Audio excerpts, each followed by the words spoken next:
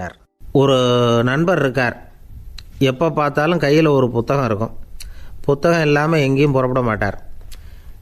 எதுக்காக இப்படி எடுத்துகிட்டு போகிறீங்க அப்படின்னு கேட்டால், எனக்கு இது ஒரு நல்ல நண்பன் மாதிரி, இந்த காலத்தில் எங்கே போனாலும் காத்திருக்க வேண்டியிருக்கு, அது மாதிரி சமயத்தில் நான் நண்பன் கூட பேசிக்கிட்டு இருப்பேன் அப்படிம்பாரான். ஒருத்தர் ஒரு பெரிய அரச பதவியில் இருந்தார். அவர் பதவியிலேருந்து இறங்க வேண்டிய சூழ்நிலை. அரசு கொடுத்துருந்த வீட்டை விட்டுட்டு வெளியில் வர்றார். வரும்பொழுது 2 கையிலையும் 2 பெட்டியை எடுத்துகிட்டு வந்தாராம். சார், உங்களுடைய உடைமைகள் அப்படின்னு கேட்குறாங்க அங்கே இருந்த ஊழியர்கள். இவர் தன்னுடைய கையில் இருக்கிற பெட்டியை காட்டி, இதுதான் என்னுடைய சொத்து அப்படின்னாராம். ஒரு பெட்டியில் அவருடைய உடைகள், இன்னொரு பெட்டியில் அவர் விரும்பி படிக்கிற புத்தகங்கள். அவ்வளோதான். இதுதான் இருந்துதான். புத்தகம் படிக்கிறது மனசுக்கு நல்லதுங்கிறது நமக்கு தெரியும். புத்தக வாசிப்பு உடம்புக்கும் நல்லதுங்கிறாங்க. அது நமக்கு ஆச்சரியமாக தான் இருக்குது. ஒரு நபர் ஒரு வருஷத்தில் சராசரியாக 2000 பக்கங்களை படிச்சிருக்கணுமா, யுனெஸ்கோ பரிந்துரை. ஆனால் நம்ம நாட்டில் நாம் சராசரியாக படிக்கிறது 32 பக்கங்கள். அவ்வளவுதான்.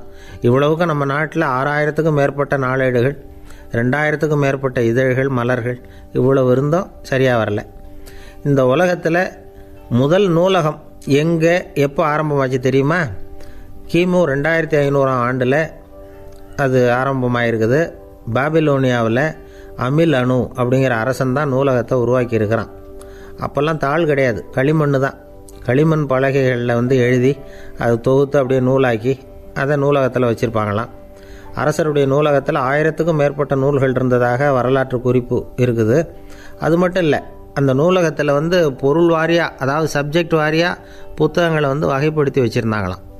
அதில் மிச்சம் இருந்த ஒரு 25 களிமண் பலகை புத்தகங்கள் இன்றைக்கும் பிரிட்டிஷ் அருங்காட்சியகத்தில் இருக்குதான். அச்சு தாள் இதெல்லாம் ஏற்பட்டதுக்கப்புறம் அமைக்கப்பட்டது தான் பிரான்ஸில் இருக்கக்கூடிய பாரிஸ் நூலகம்.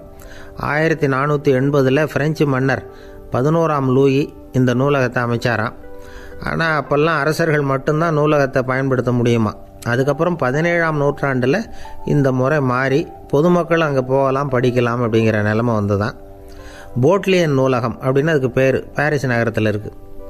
அங்கே தான் நூல்களின் பட்டியல் தயாரிப்பு பணி ஆரம்பமாச்சு. கல்வி வளர்ச்சியையும் நூலகத்தையும் இணைச்சவர் நெப்போலியன் போனபார்ட்.